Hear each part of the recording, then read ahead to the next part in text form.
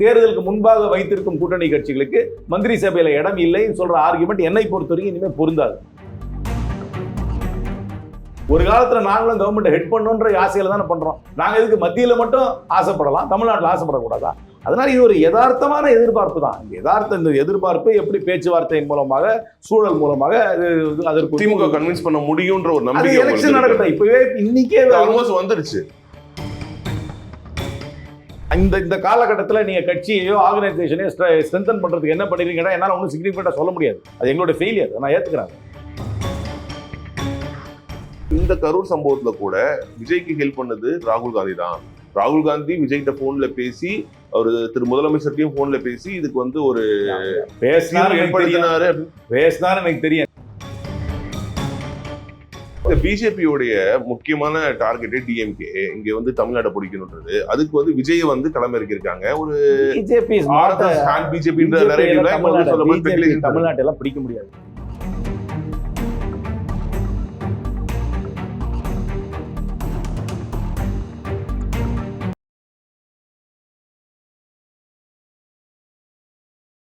திமுக காங்கிரஸ் கூட்டணி உறவு எப்படி இருக்கு? ரொம்ப நிறைய தேர்தலை ஒன்றா சந்திச்சிட்டோம். எங்களுக்குள்ள ஒரு நல்ல அண்டர்ஸ்டாண்டிங் இருக்கு. இந்திய அளவில் எங்களுடைய தலைமைக்கும் அவங்களுடைய தலைமைக்கும் நல்ல அண்டர்ஸ்டாண்டிங் இருக்கு.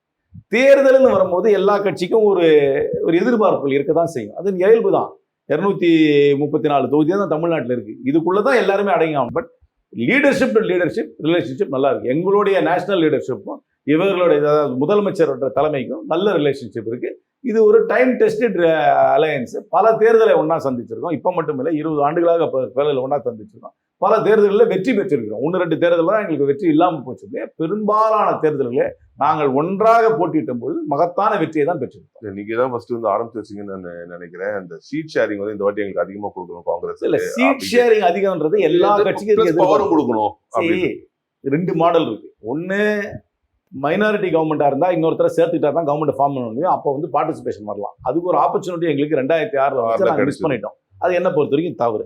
இன்னொன்று மாடலு, மெஜாரிட்டி வந்தால் கூட்டணி வச்சுக்க வேண்டாம், கூட்டணி கட்சிகளுக்கு வந்து சீட் கொடுக்க மந்திரி சபையில் இடம் கொடுக்க வேண்டாம் ஒரு மாடல் தமிழ்நாட்டில் இருக்கு. ஆனால் நீங்கள் ஆந்திராவில் பார்த்தீங்கன்னா சந்திரபாபு நாயுடுக்கு அப்சல்யூட் மெஜாரிட்டி இருக்கு. ஆனாலும் ஜனசேனாவே பிஜேபியில் கவர்மெண்ட்ல சேர்த்துருக்கு. பிஜேபி கவர்மெண்ட் 2019 அப்சல்யூட் மெஜாரிட்டி இருக்கும்போது கூட கூட்டணி கட்சிகளை எல்லாம் எல்டிஏல எல்லாம் கவர்மெண்ட் வச்சிருக்காங்க. அதனால எங்களுக்கு அப்சல்யூட் மெஜாரிட்டி இருக்கிறதுனாலே தேர்தலுக்கு முன்பாக வைத்திருக்கும் கூட்டணி கட்சிகளுக்கு மந்திரி சபையில இடம் இல்லைன்னு சொல்ற ஆர்குமெண்ட் என்னை பொறுத்த வரைக்கும் இனிமே பொருந்தாது. ரொம்ப 50-60 வருஷம் ஆகி போச்சு காங்கிரஸ். அது யதார்த்த ஏக்கம் தானே. ஒரு பொலிட்டிக்கல் பார்ட்டினா எதுக்கு நாங்கள் கட்சியா இருக்கிறோம்? எங்க பிரதிநிதிகள் கவுன்சிலர் ஆகணும், எம்எல்ஏ ஆகணும், எம்பி ஆகணும். கவர்மெண்ட்ல ஃபார்ம் பண்ணாங்க, கவர்மெண்ட்ல எங்களுக்கும் பிரதிநிதித்துவம் வேணும். ஒரு காலத்துல நாங்களும் கவர்மெண்ட் ஹெட் பண்ணணுன்ற ஆசையில தானே பண்றோம். நாங்க இதுக்கு மத்தியில மட்டும் ஆசைப்படலாம், தமிழ்நாட்டில் ஆசைப்படக்கூடாதா? அதனால இது ஒரு யதார்த்தமான எதிர்பார்ப்பு தான். இந்த எதிர்பார்ப்பு எப்படி பேச்சுவார்த்தையின் மூலமாக, சூழல் மூலமாக அதற்கு திமுக கன்வின்ஸ் பண்ண முடியும்ன்ற ஒரு நம்பிக்கை. எலெக்ஷன் நடக்கட்டும். இப்பவே இன்னைக்கே ஆல்மோஸ்ட் வந்துருச்சு. இன்னும் 6 மாசம் இருக்கு. இன்னைக்கே கன்ஃபார்ம் பண்ணணும்னு அவசியம் கிடையாது. ஃபர்ஸ்ட் ப்ரையாரிட்டி ஒரு கோயிசிவ் அலையன்ஸா இருக்கணும். யார் அந்த எதிர்பார்க்கல யார் நிக்கிறான்னு சரியா தெரியல. ஆனா ரொம்ப மூவிங் பார்ட்ஸ் இருக்கு தமிழ்நாட்டில். யார் என்னென்ன செட் ஆகல. இந்த புதுசாக வந்திருக்க அரசியல் கட்சி தனியாக நிற்க போறாங்களா, கூட்டணி வைக்க போறாங்களா, வேற சேர போறாங்களா ஒன்றும் தெரியல. செட் ஆன அப்புறம் கூட்டணி வெற்றி பெறணும். கூட்டணி வெற்றி பெற்ற அப்புறம் அதை பேசிக்கலாம். இது இன்னைக்கே பேசி தீர்க்கணும் அவசியம் கிடையாது. எல்லா கட்சிக்கும் அதிக சீட்டுகளில் போட்டியிட வேண்டும் ஆசை இருக்கும். அதான் எதுக்காக நான் முக்கியமா கேட்க வரேன்னா, நீங்க சொன்ன மாதிரி 2006 தேர்தலில் காங்கிரஸ் கட்சி 63 சீட்ல வந்து போட்டிக்கிட்டாங்க திமுக கூட்டணியில. அதுக்கப்புறம் அந்த தேர்தல்களில் பார்த்தீங்கன்னா கொஞ்சம் கொஞ்சமா குறைஞ்சிச்சு. 2011 16 41, 2021 25 சீட்டுக்கு வந்துட்டீங்க. திமுக கூட்டணியிலுமே வந்து அந்த ஸ்பேஸ் ரொம்ப கம்மியாயிடுச்சு. அது ஒத்துக்க முடியாது. நாங்க ஒன்றும் பார்ட்டியை ஒன்றும் பெருசா க்ரோ பண்ணலையே தமிழ்நாட்டில். ஆர்கனைசேஷன்லாம் க்ரோ பண்ணலையே. ஆர்கனைசேஷன்லாம் க்ரோ பண்ணி தமிழ்நாட்டுடைய பிரச்சனைகளை முன்வைத்து செயல்படுகின்ற அரசியல் கட்சியாக இருந்தோம்னா எங்களுக்கு க்ரோத் இருக்கும். எங்களுக்கு ஆல் இண்டியா லெவலில் ஒரு மவுஸ் இருந்தாலும், ஆனால் இந்திய எந்த ஒரு பாராளுமன்ற தேர்தல் வந்தாலும் ஒன்று பிஜேபி அணியில் இருக்கணும், இல்லை காங்கிரஸ் அணியில் இருக்கணும். குறிப்பாக காங்கிரஸ் அணியில் இருந்தாக்க அது வந்து மதச்சார்பற்ற அணி, சிறுபான்மையருக்கு ஒரு ஆதரவு அளிக்கின்ற அணி, ஒரு பாதுகாப்பாக இருக்கிற அணின்னு எல்லாருக்கும் தெரியும். ஆனால் தமிழ்நாட்டு அளவில் நம்ம என்ன பண்ணியிருக்கோம்? என்னையே கேட்டிங்கன்னா, நீங்கள் சரி இவ்வளவு 63 சீட்லேருந்து இப்போ 25 குறைஞ்சிட்டீங்களே, உங்களுக்கு வந்து இந்த காலகட்டத்தில் நீங்கள் கட்சியையோ ஆர்கனைசேஷனையோ ஸ்ட்ரென்தன் பண்ணுறதுக்கு என்ன பண்ணிருக்கீங்கன்னா என்னால் ஒன்றும் சிக்னிஃபிகண்டாக சொல்ல முடியாது. அது எங்களோட ஃபெயிலியர், நான் ஏற்றுக்கிறாங்க. ஓகே, பட் இப்போ வந்து இன்னொரு விஷயம், புதுசாக ஆரம்பிச்சிருக்க கட்சின்னு சொல்றீங்க.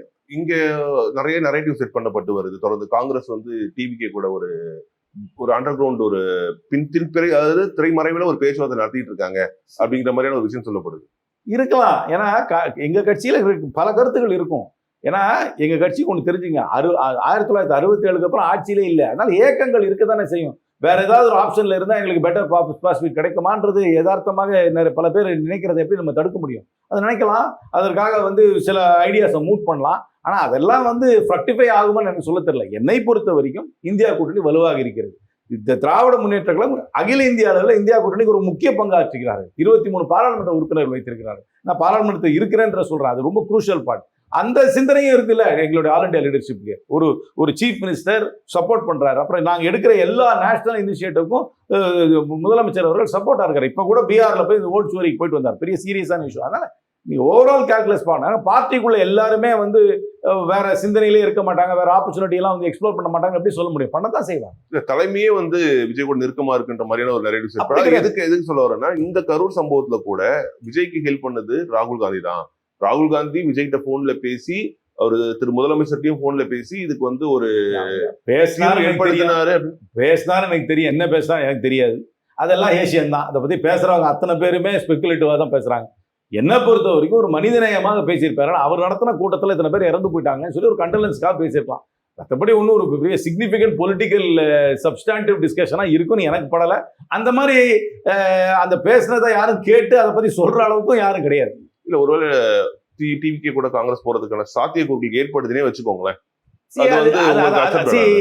பார்ட்டி ஒரு கலெக்டிவ் டிசிஷன் எடுப்பாங்க. ஆனா இன்னைக்கு என்னை பொறுத்த வரைக்கும் இந்தியா கூட்டணி வலுவாக இருக்கிறது. திராவிட முன்னேற்ற கழகம் இந்தியா கூட்டணியில் ஒரு முக்கியமான அங்கம் வகிக்கிறார்கள். எங்கள் தலைமைக்கும் அவர்கள் தலைமைக்கும் நல்ல இந்தியா கூட்டணின்னு வரும்போது அது நேஷனல் லெவல் இல்ல ஸ்டேட்ல வரும்போது இவங்களுடைய அவங்க தலைமையில இந்தியா கூட்டணி அவங்க தலைமையில அது இந்தியா கூட்டணி தான். இந்தியா கூட்டணி இங்க ஸ்டேட்ல இங்க கூட இந்த கூட்டணியில யாரெல்லாம் இருக்கிறாங்களோ அவங்க எல்லாம் இந்தியா கூட்டணியில தான் இருக்காங்க. கம்யூனிஸ்ட் பார்ட்டி இந்தியா கூட்டணியில தான் இருக்கு. விடுதலை சிறுத்தைகள் இந்தியா கூட்டணியில தான் இருக்கு. மதிமுக இந்தியா கூட்டணியில தான் இருக்கு. அதனால அவங்க எல்லாம் இந்தியா கூட்டணி தான். அதனால இந்தியா வரும்போது அது இந்தியா கூட்டணி, திமுக தான் தலைமை. அப்படித்தானே? இப்ப நீங்க பீகார்ல எடுத்துக்கிட்டீங்கன்னா இந்தியா கூட்டணி தான். ஆனா அங்க மகாகட்பந்தன் பேர் வைக்கிறாங்க. அதுக்கு லீட் பண்றது ஆர்ஜேடி. அதனால that is there is no contradiction in that. So ஒருவேளை இப்படி ஒரு முடிவு எடுக்கப்படுதுன்னு அதாவது அசம்ப்ஷன் ரொம்ப இயர்லி ஸ்டேஜ் தான். 234 காங்கிரஸே நின்று ஜெயிச்சு நாங்களே தனி பெரும்பான்மை வந்தனால ஒரு அசம்ப்ஷன் வச்சுக்கலாமே. இது எதுக்கு இந்த speculation? See, we are in an alliance. This alliance is a tried and tested alliance. It's a winning alliance. அதனால இதுக்கு போய் ஸ்பெகுலேட் பண்றதுக்கு ஒண்ணும் இல்லையே. பிஜேபியோடைய முக்கியமான டார்கெட் டிஎம்கே இங்க தமிழ்நாடு பிடிக்கணும்ன்றது. அதுக்கு விஜய் களம் இறக்கிருக்காங்க. ஒரு பிஜேபி தமிழ்நாட்டு எல்லாம் பிடிக்க முடியாது. நீங்க இந்த மேற்தட்டுல வேணா பிஜேபி பத்தி பேசலாம். நீங்க கிராம இன்னைக்கு பிடிக்க முடியாமல இருக்கலாம். அவங்களுடைய அந்த ப்ராசஸ் இருக்குல்ல, அதுக்குதான் என்ன மாதிரி சரி இது மாதிரிதான் நினைச்சாங்க. பார்லிமெண்ட் எலெக்ஷன்ல நினைச்சாங்க, நரேட்டிவ் ஒர்க் ஆகல. போன அசம்பிளி எலெக்ஷன்ல நினைச்சாங்க, நரேட்டிவ் ஒர்க் ஆகல. ஏன்னா திமுக காங்கிரஸ் மிக முக்கியமான பலம் தமிழ்நாட்டுல பார்த்தோம் அப்படின்னா சிறுபான்மையினரோட ஓட்டு. இல்ல அது மட்டும் கிடையாது. அது மட்டும் இல்ல, பட் அது மிக முக்கியமான ஒரு பலம். சோ விஜயை கொண்டு வருவதன் மூலமாக அந்த ஓட்டை தனியா பிரிச்சு கொண்டு போக முடியும் அப்படின்னு பிஜேபி நம்புவதாக நினைக்கலாம். பிஜேபி நிறைய தேரி நினைக்கலாம். ஆனா அந்த தேரி எல்லாம் ஒர்க் அவுட் ஆகும் எப்படி தெரியும்? அதனால இது ரொம்ப மூவிங் பார்ட்ஸ் இருக்கு. அலையன்ஸ் எல்லாம் செட் ஆகட்டும். ஒருவேளை பிஜேபி காங்கிரஸ் டிவிக்கு கூட போகுதுன்னா அது பிஜேபிக்கு ஒரு ஸ்பேஸ் கிரியேட் பண்ற மாதிரி ஆயிடாதா? அப்படி எல்லாம் நீங்க என்னால சொல்ல முடியாது. ஃபர்ஸ்ட் காங்கிரஸ் அங்க போகுதுன்றதே ஸ்பெகுலேஷன். நாங்க இந்தியா கூட்டணியில தான் இருக்கிறோம். இந்த ஸ்பெகுலேட்டிவ் क्वेश्चனுக்கு இப்படி if A happens then what happens to B then what happens to C என்ற ஸ்பெகுலேட்டிவ் क्वेश्चனுக்கு என்னால அவருக்கு சொன்ன மாதிரி கை நம்ம விட்டு போகாது அப்படின்ற அந்த ஒரு உறுதியை ரிலேஷன்ஷிப் லீடர்ஷிப் லெவல் நல்லா இருக்கு. எல்லா லெவல்லயும் அந்த ரிலேஷன்ஷிப் ஸ்ட்ரென்தன் பண்ணிக்கிறது எல்லாருக்கும் நல்லது. அவ்வளவுதான் நான் சொல்றேன். மிக்க நன்றி சார்.